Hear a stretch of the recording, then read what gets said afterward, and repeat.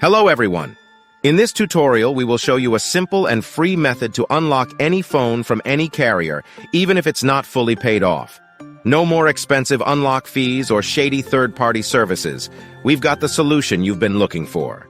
The first step is to insert an unsupported SIM card from a different carrier into your phone. Once you power up your phone with the new SIM card, you'll receive a message asking for an unlock code. All you have to do is enter the unlock code, and your phone is now fully unlocked and ready to be used with any carrier you choose. And here's the best part. We will show you how to get the unlock code.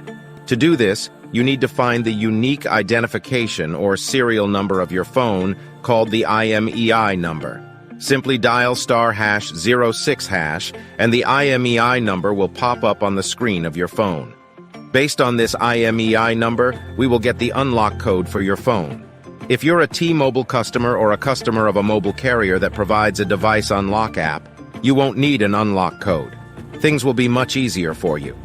Access useanisim.com and find straightforward instructions to unlock your phone for free through a unique method. Get started now and enjoy the freedom of an unlocked phone, all for free. Thank you for watching.